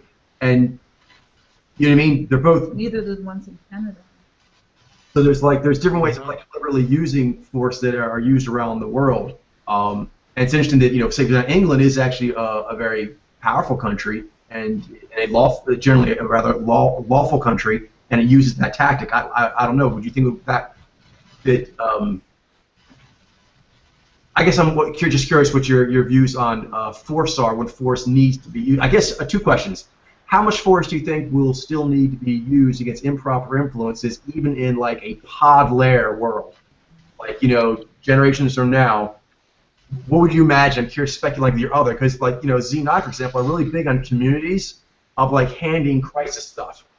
So evolved having that, which tells me that even the pod layer world, there's still going to be a need for like Z crisis mode protocols, and that's going to involve humans disagreeing. Sometimes humans are going to disagree, and they're going to get out of hand, and there'll have to be some Z to like heroically bring that into hand in a way that's proper. I'm curious to have any general thoughts on that. Your other does. Well, okay, so like let me start by addressing the necessity of a police-like force. The necessity of one in general kind of depends on the culture that's happening. When we talk about the U.S., then we're talking about a culture that has been designed to basically pit us against each other. We have a culture of competition where there is a scarce amount of slavery. Where we're taught that there is a scarce amount of resources that we need to be fighting each other for. And then you have issues where there are groups of people of color, for instance, where the state of things is to a degree pitted against them, and now they feel like they're alienated and like they're not really on your side in the first place, or you're not on their side, and why should they be on your side? So now there is this prison-like mentality where we're kind of fighting each other, and if that's the air of your culture, then you're going to have this rule by fear, where you have this police force, and you say, don't get caught doing this, otherwise this police force will drop the hammer on you, the Z hammer on you. Mm-hmm. But if you have a different kind of culture that is more accepting, that's more tribalistic, more accepting as people, as your fellow man, as brother and sister, Canada does a little bit better in that regard than the U.S. does. For instance, it's uncommon to lock your doors. What's that? Except for the French. They don't like the French very much in Canada, and they treat them just as bad. I have several French friends in Canada who are treated just as bad as blacks are in the South. I didn't know that. Yes. But But I do know that, for instance, it's uncommon for people to lock their doors in Canada. So there's this less fear of theft. There's this just inherent trust Johnny was that saying, people have. And Johnny was saying that, like England, Do you agree with that? what is that situation? And Johnny was thinking that maybe that in Canada, in some places like England, the police don't carry firearms. Is that true? Or am I being asked right now? Yes. Because Johnny was saying you're from Canada, correct? Yes. Locking doors, I don't personally relate to that. I think we're kind of on top of that. I can't speak for everybody. It might be true for some Canadians. I'm not sure. What was the other parts of it? Are the police, Guns. in general, how the police handle the citizens, and are they armed? Yeah, every single police officer I've seen has been armed. Okay. As far as I think. So We're drinking the Kool-Aid here. No. yeah, we just don't have our facts straight then. Yeah, I cited England myself, and I believe England does have the police do not carry firearms generally. That's still the law of the land in most places, I think. That is the case. Yeah, I have several friends in England too, and they do not carry firearms on the street. It's interesting that it seems to work. Honestly, sometimes they'll often carry. At least I've seen like they carry like shields and stuff, like in the protesters and. I think that's special issue for when they are expecting trouble. I believe also. Yeah, that's like SWAT stuff. Oh yeah. That's right. I'm not describing like the normal situation. I'm just No, describing. but the difference is every police officer on the street in the U.S. has a gun on their hip. Already. In England, every day on every shift. In England, that is not the case. They do not have guns on their hip or. Occasionally. Yeah. But I mean that's the kind of thing that they might do if they need to use force for a particular situation. They might call in something like that. So in that case, it's an as-needed Z. And why England is set up that way as opposed to the way U.S. became the way it became is a huge number of circumstances, Wild West and slavery to be a big part of that. I think we have some good ideas here, and Demas made some very good points as well. I'd actually like to follow up with the Demas. Anyone else? I wasn't done. Oh yeah. Please continue. Where did I leave off? Oh yeah, so culture. So yeah, this culture of scarcity and competing with each other, I think, exacerbates or creates this illusion that we need to have this paramilitary arm that keeps people in line, when we shouldn't need it to at least a militaristic degree. If we had a culture that was less based on this concept of scarcity and more based on this concept of inclusion and Agreed. caring for one another. Yeah. So to add on top of that, there is also this divide between the police and the people, where it almost seems like the police are a completely separate class that is basically the establishment, and that's one thing, and then you have the people, which is like a separate thing. I think there needs to be an integration from both, where the police are actually the people. So one thing that's off the top of my head is I don't think police should actually get paid to do what they do, which might sound weird, although it might not be if we weren't operating in a system that wasn't completely capitalistic. But I think the role of what a police officer do should actually be a voluntary thing. A person chooses to do that. They decide that they want to protect their society. I have some questions for you, Demas, if you don't mind, and then other people can jump in too. But on what you said so far, because I think everything you said is some really good points. Just some other things I was wondering how they would be addressed is an argument people have for increasing the salaries of police officers around the world is that it lessens the chance of corruption. Now, I'm not saying that's true. I'm just saying that is something put forward a lot, is that the less you pay police officers, the greater chance they'll be paid for bribes. They'll actually, if you know what I mean? So that's one thing. I don't know if that's true, but that is something that's put out there. The other one is the police being integrated. I agree, but there is an issue, and I don't know how to solve this, of nepotism. Of when one of the things that is often cited of why you keep the police separate. For example, the FBI is big on assigning people to cities that they did not come from. And they do that on purpose, this is the theory, again, not saying it's true or anything exactly, but the theory put forward is that if they are too close to the people that they are supposed to do the law over, they'll make friends with some more than others, and that friendship might sway how they, enforce the law. And then, I guess that's my first kind of question is the corruption and nepotism angles. What you said. What do you think about those? Okay, first of all, with corruption, I think we pretty much already solved that issue with cameras on police officers. This is a new thing, and if you're constantly watching the police officer, then accountability isn't really as much of an issue now as it has been in the past, especially. In the news, people see the exact same video completely differently, though.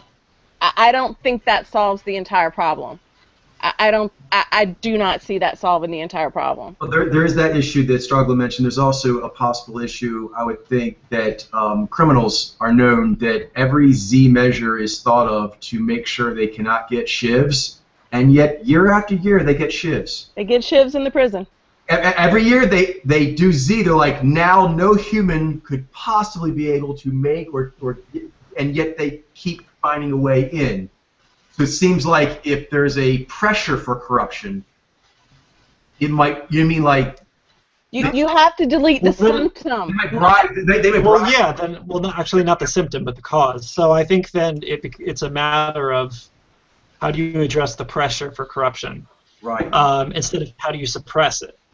And this is hard to get into because now we're kind of talking about hypotheticals of like ideally designed societies, in which case.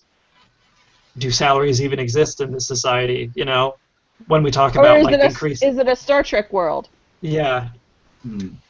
Where you don't have money and everybody has food and shelter. We have to assume that there's going to be needs. There's going to be resources needs, and that there will be times that resources will be lean. So let's go with the premise that there will be resource needs, and culture will experience periods of limited resource, and they'll need a heroic culture to see them through those times without turning into. Here's another question to go with that is if we're talking about an idealized post-Baudelaire world, then are we thinking that maybe Z Alpha, for example, would be very suitable police officers? Are we thinking that there would be certain mojos that we would want that may? I think Z of like a college, for example. Has a lot of Z to it, but when it staffs like HR, it might have every single mojo you can imagine as part of its HR. You know what I mean? So I imagine that's gonna be the way it is for most. But still, there undeniably there are certain mojos like the Vaiji, for example, that are very suited to certain professions. Oh, yeah, no doubt there. And we wouldn't want to like if we're like thinking of assigning things and we're sort of shepherding people. Well, I wasn't imagining assigning anyone any kind of roles. I don't think of that at all. I think mojo should be like that may be a dangerous path to walk on because then you start, And I don't think that would actually get around the problem because if there's corruption, it wouldn't matter if there's corruption pressures, it won't matter which mojo's in there. They always right. Like the Z Alpha aren't inherently more corrupted than I don't know the Shy mojo. Whether it's tribal or modern or whatever, the thing there is Maslow's hierarchy is problematic for a number of reasons, obviously.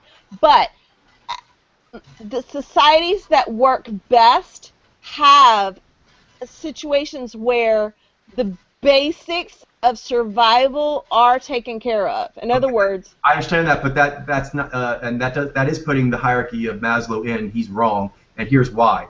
Because the need to be the right person has to be there even if resources are scarce. If your thing is, we're going to have a good code of conduct for the tribe because the tribe will always be properly fed. Okay, that's going to fail. That is a guaranteed natural law fail if you're like, that's how we'll keep everyone moral. We'll just never be sad. That's just not going to happen. Right. I think Star Trek, makers, that's still not possible. Yeah, that's the Star Trek solution. But what I was getting at is Star Trek land. I don't think that can work. Yeah. I mean, is it about having a force that has these higher standards, like code of conduct, and kind of holding them accountable to this Sure. way? That would be leadership and culture, but then we're getting into why kind of the Z-heavy tonight conversation is then that may be agreed upon by the vast majority of the people in your tribe or the vast majority of people in the region. But then maybe people in the tribe are like, no, I know you say it's smart, but either I don't believe you or I don't care, and I'm just not going to do it. And not for like a cool reason. They just like, no, I just want to be trouble. Mm-hmm. Or other people are saying the same thing. Because I guess the vision I'm having that this motif will come up, and I don't want to actually be too much of a romantic about this to actually think this is not part of the human condition. It's this. Before we had, the various cultures we had now, we were walking around sort of like in our natural state as little bands. Even then, I'm envisioning that more than likely 2 scenarios probably came up. If there is a particularly sumptuous hog that has been captured, or something else, and it is just calling to one of the tribe members, but it's not theirs to have. Now they have enough to eat. They have enough to eat. So I'm talking even good times, but that one's got a special like spleen. It's like the tastiest thing. Like that's my favorite food. So it's not a question of resource need, but there will be sometimes humans are like they covet it, and they're not supposed to have it. As a part of that, there's probably going to be at least 1 or more people in the group that will be agreed upon. This is key. What is this magic quotient? They are strong enough and good enough that we'll let them watch the hog while the rest of us go about village life, and we'll come back and get the hog when it's time, and the hog will be there. The hog will be there for everyone, and everyone will get their proper cut because someone or someones were strong enough, good enough to be able to keep that, even though, this is key, a human frailty was going to cause a foul. I don't know how we can really make, I don't think it's realistic to actually imagine a world, even a Star Trek world, where human frailty doesn't come up and then one human wants to do not the right thing to the other humans in the tribe, and there'll be a need for the tribe as a whole to somehow keep order and fairness. And this is why I was mentioning certain mojos going along with certain professions, not because because I think I'm wondering out loud if maybe there are certain mojos that would be more willing to sort of play a role, like maybe Vi mojos would be more inclined to just sort of go along with what the given role is. Right. I think what you're talking about, Bruno, is basically HR selection. Obviously, we wouldn't choose that for them, but what you're talking about is they may choose themselves. And you're right. I mean, probably whatever we choose in this, a bunch of Z9 by Z are like, yeah, that's my cup of tea. So, yeah. Agreed. But now we're talking about what would be the right Z. Do you know what I mean? So regardless of who fills the roles, I guess what is appropriate. And also, like, I'm curious, like the Jai as well, is like, what force would you accept? Like, you actually saw someone and you like them, they're a friend of yours, but they coveted that hog spleen. Not their hog, it's the town's hog, and the whole town is supposed to cook it, eat it, and get a fair portion of the cool chili soup. But they went to steal it. What would make sense to prevent that? That would still make your Jai feel like I live in a humane society. Besides stopping them from getting the hog? Or to stop them from getting the hog? Right. So I think we agree, like, police is kind of a laden word, but some kind of security. Yeah, security. So what would be... Tasers. Tasers. Shami's like, taser them. Non-lethal force. Shocky. So if your friend... Non-lethal force. Your friend got crazy... Financial penalty. Financial penalties? If they do successfully do the crime. But you're saying, so prevent? Yeah, prevent. What about like locking the resources up? Yeah, so yeah, preventing by locking it up, having people guarding it, security measures. So, am I getting this correctly? That you would like the Z to start with a position of prevention. Yeah, and being and through proactive Monitor. Yeah, some monitoring, not like where it's invasive to people's intimate knowledge. But yeah, no, because there are levels, and that's actually a discussion in society today, in the U.S. about how much surveillance is too much. But I think that it's in my mind, and there are a lot of shade, as long as it's not intimate, sort of surveillance of people's intimate lives, then I think that'd be okay. And then proactive of just sort of culturally of kind of instilling a culture of I think of it's hard what Ema said in cultures that are very competitive and in capitalist cultures, because it's you outdo your neighbor, and it's if you want there's one resource and it's you and your neighbor, you sort of kind of step over each other trying to get that one resource. All the models out there don't work. So pod layer, we're talking about this town would be a pod layer town. Yeah. Agreed, capitalist town will never work. So it needs to be a pod layer town, but then pod layer town will still need, I think, some kind of security. joint rituals, and you where the else. whole town gets to participate in the whole ritual of abundance. Okay, now you alluded to something. I'm gonna bring it up too. We've been talking a lot of Z here. Let's bring a little G into this as well, because it's another thing that's considered bad, but it's not necessarily bad.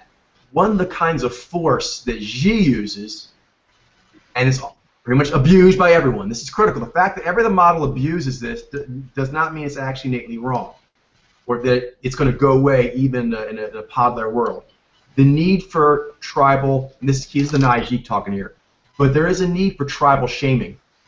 That's basically what Jaileen's alluding to, that actually to be caught for stealing the spleen from the town's hog, the whole town would be like, boo. And even worse,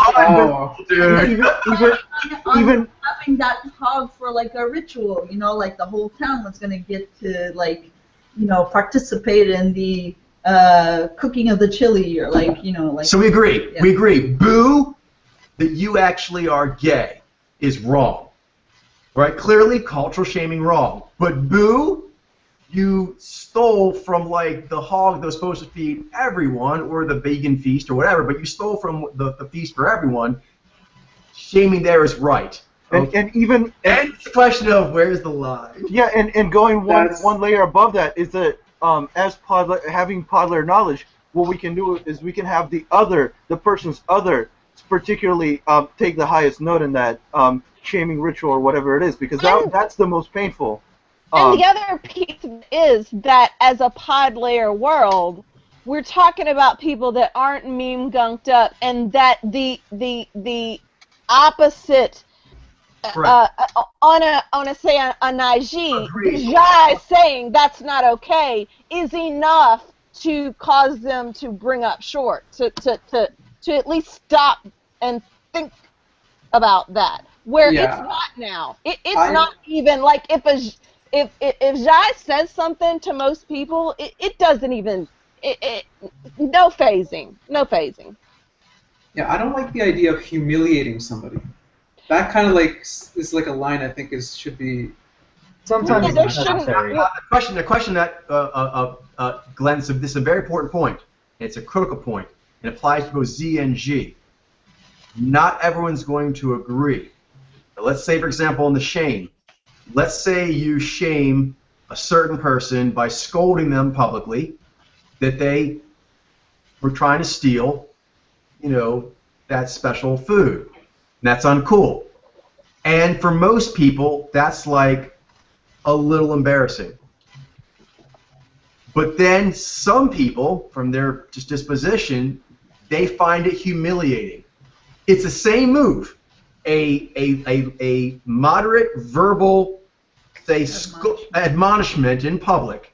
Some people are like, you're right, I did bad. And they giggle like it's embarrassing, but they just laugh it off. the same thing happens and the same Xi shaming is given, but another person's like, I am mortified. I can never live in this town again. F all you people. Me and my family are packing our bags and leaving. Like you did everything the same, but not. There's an overreaction. Different reactions dramatically, and that's to be counted in. Like you choose a force, but it may engender a different reaction than what necessarily it was intended for, and there'll be I think a spectrum of reactions. And to different mojos, because if you over-G a Nijai, for instance, that's gonna send us into a tailspin. If you are a healthy one. Okay, that gets into it though. Is fairness. Both the Xi and Z is if a Nijai tries to steal the sacred food, and a Zaini tries to steal the sacred food, are they supposed to get different public admonishments? Would they get different?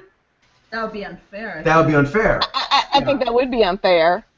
So if you renounce it. Okay. So I agree with she's saying that would change the reaction, but I don't know that the use of force could be changed.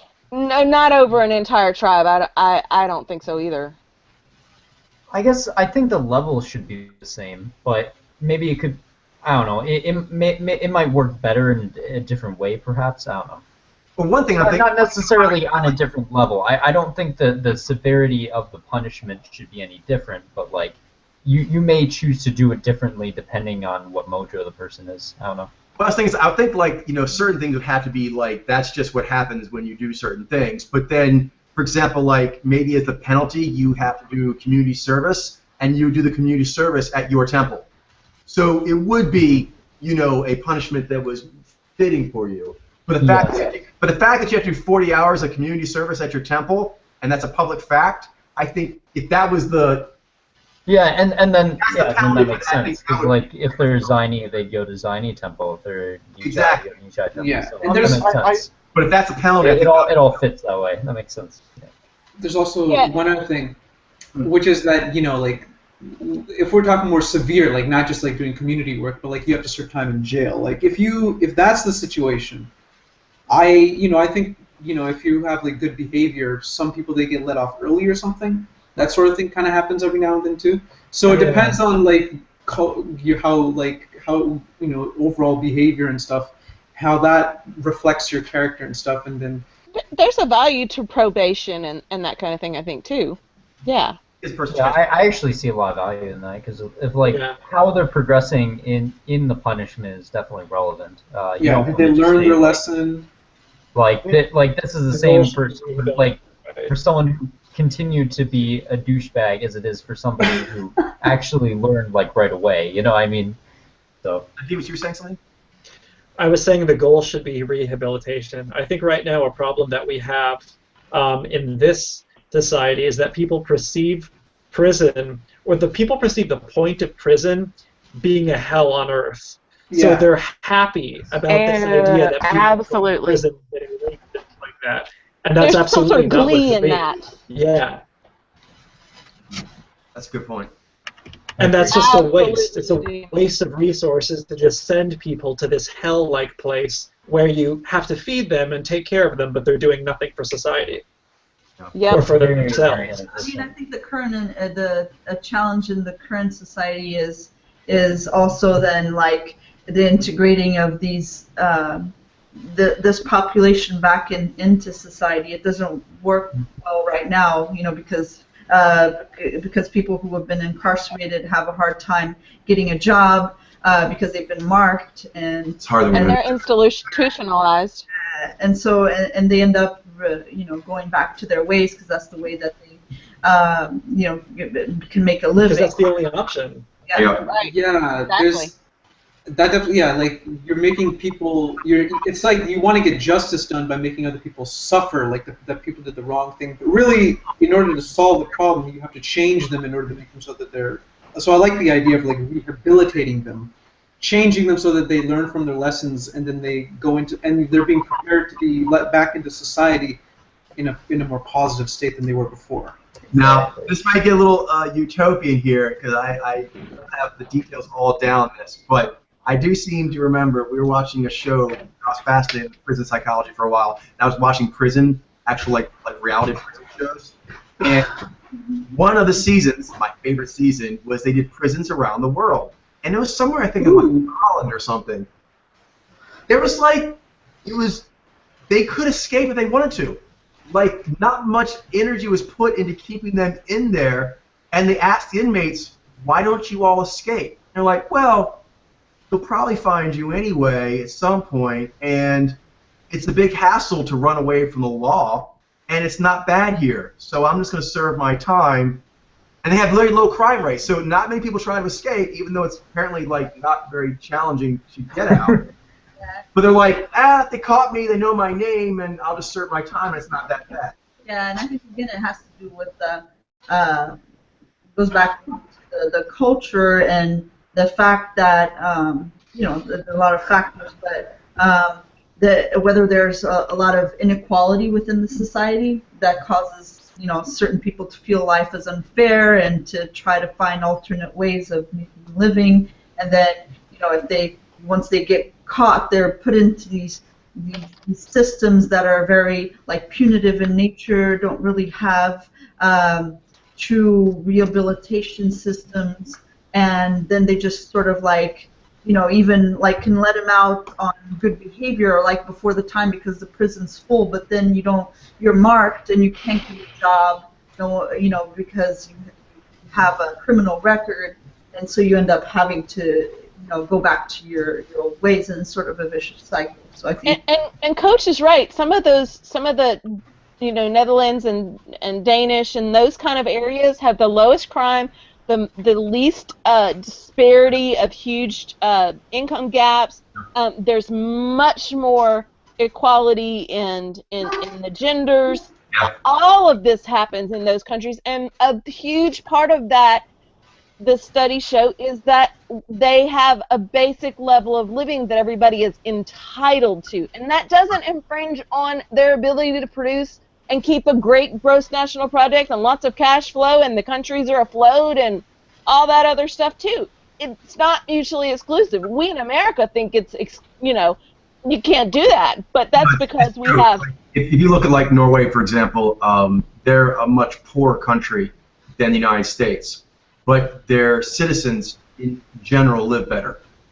Now, Exactly. their rich people don't live as rich as the U.S. rich people do, but they live very well, and They live very comfortably.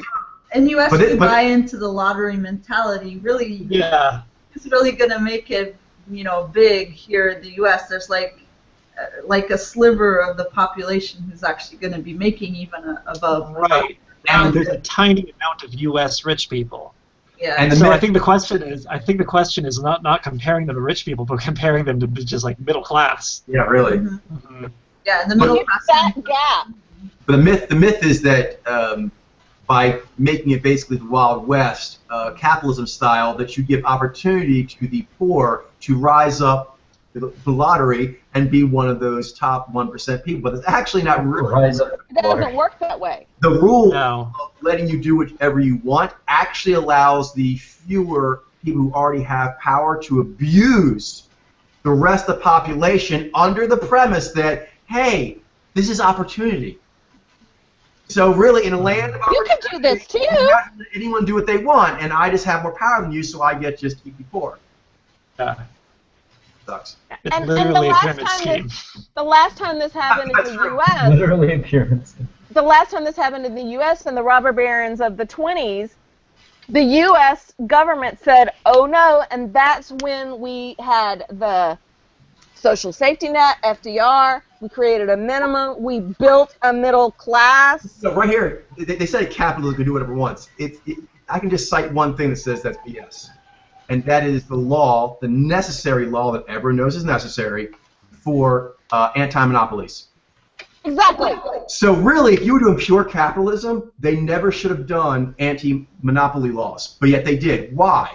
Because a few people rape and pillage everything, they'll get just gorged and possessed on their resources. That's why anti-monopoly was created. And they found loopholes again. Because in the 20s, that's how... The point is that capitalism clearly doesn't work as a pure principle, because what happened is a few people literally literally, not just 1%, it got to a point, this is where the monopoly laws came in, where few people were going to own everything.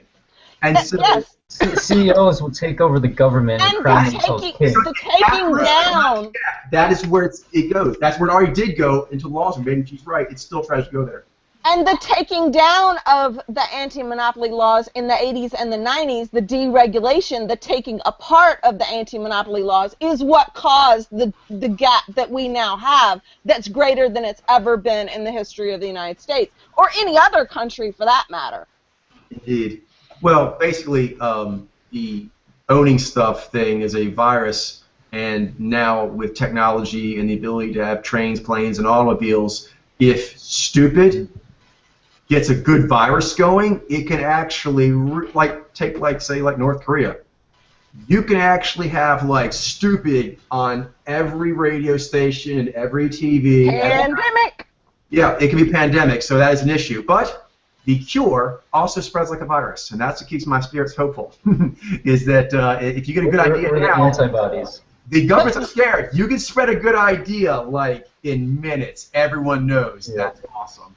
But the cure is the crackdown of a Z government in the other direction. The cure is the crackdown of Z government in anti-monopoly and social safety net, and all of these things are being taken apart now. That's the end cure, but it'll come from a cure of a culture that is actually not deranged and is being heroic, because heroic people make heroic laws. Laws don't just come into nature on their own. Humans have to make those.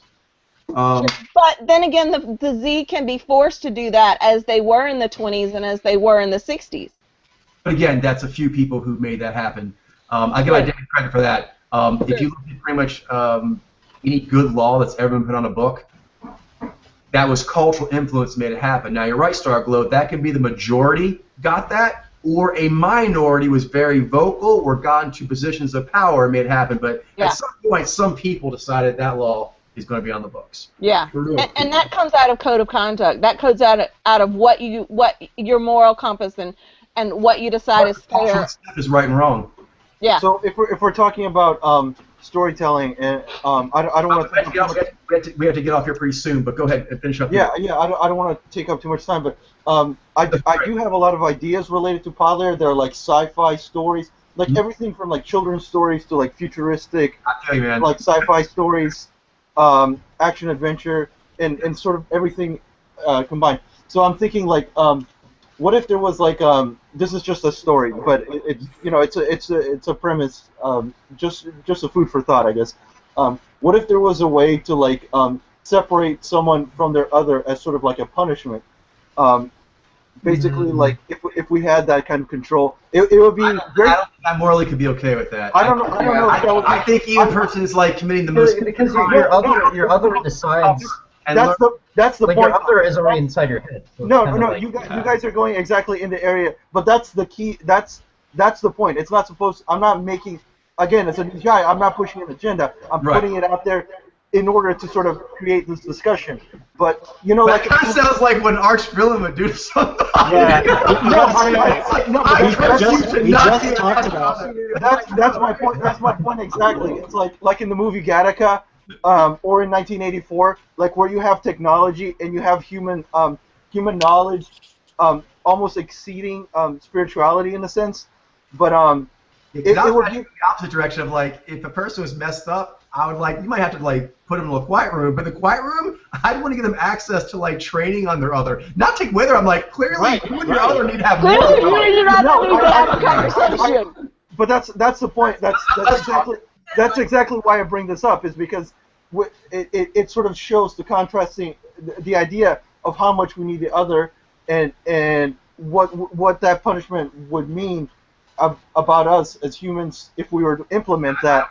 I'm be down the tribe that would do that to its citizen. What's the point of the punishment? Why would you what purpose does that serve? The purpose is bombing a stadium.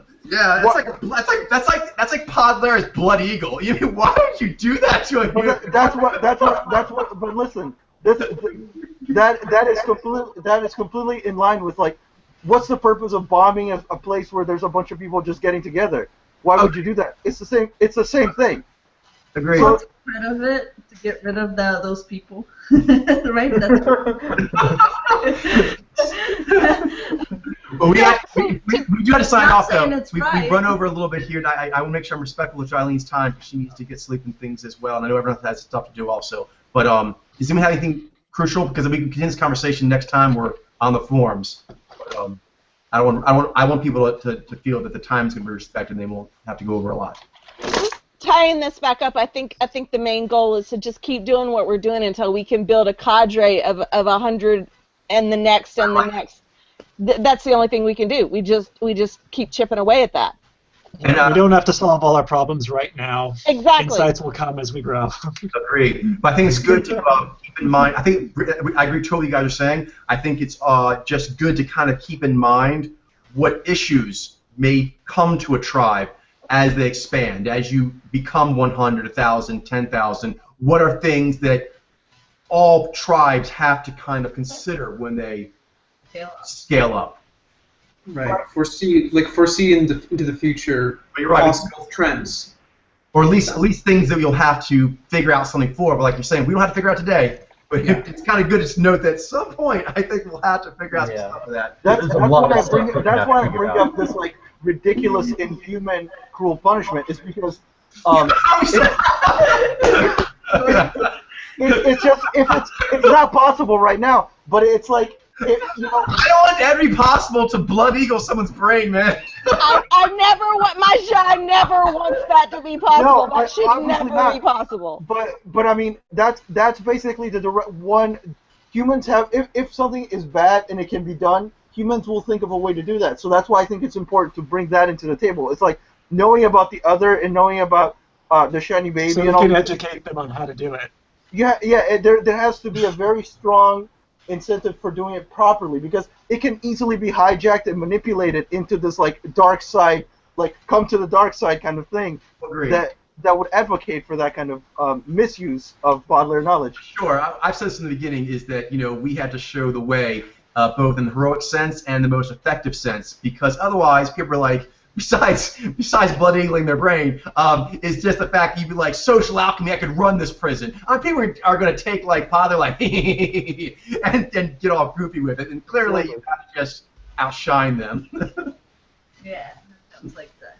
But that was very entertaining. I had a great time, everyone, and I hope you did as well. And stay on the light side, Luke. Really. And so good luck on the quiz. I'll see people on Sunday. Yeah. All right, good night, everyone. Is someone going to post this? I think it was a really good discussion, so make sure it gets in the forums. Sure, I'll post this. Yeah. Cool. Okay, cool. Good night, everyone. Thanks. Good night. Night. Okay.